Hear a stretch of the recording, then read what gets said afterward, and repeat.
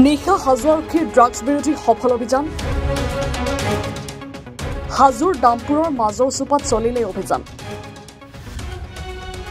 অভিযানত ড্ৰাগছসহ আটক এটা কুখ্যাত ড্ৰাগছ মাফিয়া আৰু ধৃত ড্ৰাগছ মাফিয়া ঈদুল আলী বুলি জানিব পৰা গৈছে। ঈদুল আলীৰ বাসগৃহৰ পৰা জব্দ 24 চাকৈ ড্ৰাগছ ভৰ্তি কণ্টেইনাৰ, জব্দ নগদ 25,000 টকা। ধৃত ঈদুল আলীৰ বিৰুদ্ধে আৰক্ষী আৰম্ভ কৰিছে তদন্ত। সমগ্ৰ ৰাজ্যজুৰি যি ড্ৰাগছৰ সৰবৰাহ অব্যাহত আছে তাৰ বিৰুদ্ধে আৰক্ষীয়ে তীব্ৰতৰ কৰি তুলিছে অভিযান। আৰু হাজোৰ পৰা আহিছে এই বাতৰি। নিশা হাজো আৰক্ষীয়ে চলাইছিল অভিযান আৰু এই অভিযানত ড্ৰাগছ বিৰোধী অভিযানত সফল হোৱা পৰিলক্ষিত হৈছে আৰক্ষী, কিয়নো হাজোৰ দামপুৰৰ মাজৰ চুপাত চলোৱা এই অভিযানত ড্ৰাগছসহ আটক কৰা হৈছে এটা কুখ্যাত ড্ৰাগছ মাফিয়া। আৰু ড্ৰাগছ মাফিয়াজনৰ নাম ঈদুল আলী বুলি জানিব পৰা গৈছে। ঈদুল আলীৰ বাসগৃহৰ পৰা 24 টাকৈ ড্ৰাগছ ভৰ্তি কণ্টেইনাৰ জব্দ কৰিবলৈ সক্ষম হৈছে আৰক্ষীয়ে। লগতে জব্দ কৰিছে 25,000 টকাও। আৰু ইতিমধ্যেই আৰক্ষী আৰম্ভ কৰি দিছে ধৃত ঈদুল আলীৰ বিৰুদ্ধে তদন্ত।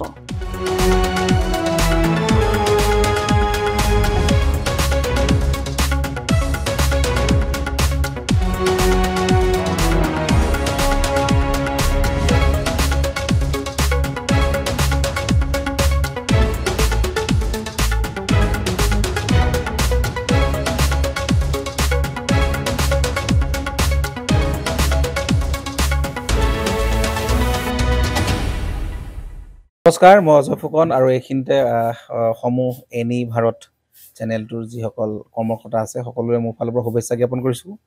অসমৰ আচলতে সংবাদ জগতত নতুনকৈ আচলতে এটি আত্মপ্ৰকাশ ঘটিছে আমাৰ নিউজ চেনেল এনি ভাৰত। আৰু এনি ভাৰতৰ এটা খুব ধুনীয়া এটা অনুষ্ঠান হ'বলৈ গৈ আছে।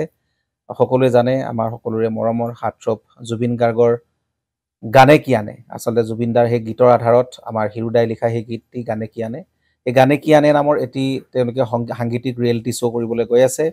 আৰু 15 আগষ্টৰ পৰা গোটেই আৰম্ভ হ'ব। প্ৰথম অডিশ্যন অসমৰ ধেমাজি জিলাত আৰম্ভ কৰিব। গতিকে সমূহ যিসকল প্ৰতিভা আছে, যিসকলে গান ভাল পায়, যিসকলে তেওঁলোকৰ নিজৰ প্ৰতিভা আচলতে দেখুৱাব বিচাৰে, এই ৰিয়েলিটি শ্ব'ত গানে কি আনে এই প্ৰতিযোগিতাত অংশগ্ৰহণ কৰক আৰু খুব ধুনীয়া আপোনালোকে সুবৰ্ণ সুযোগ লাভ কৰিব। লগতে ইয়াতে পুৰস্কাৰ আছেই, বিভিন্ন ধৰণৰ উপহাৰো আপোনালোকে লাভ কৰিব। আৰু লগতে এগৰাকী প্ৰতিষ্ঠিত আচলতে এগৰাকী শিল্পী হিচাপে অসমৰ সাংস্কৃতিক জগত আপোনালোক প্ৰতিষ্ঠা লাভ কৰিব। গতিকে গোটেই অনুষ্ঠানটোলৈ মোৰ ফালৰ পৰা শুভকামনা থাকিল। আৰু লগতে এই অনুষ্ঠানটোত আপোনালোকে অংশগ্ৰহণ কৰিব, আমিও আছোঁ আৰু সকলোকে আমি লগ পাম। ধন্যবাদ।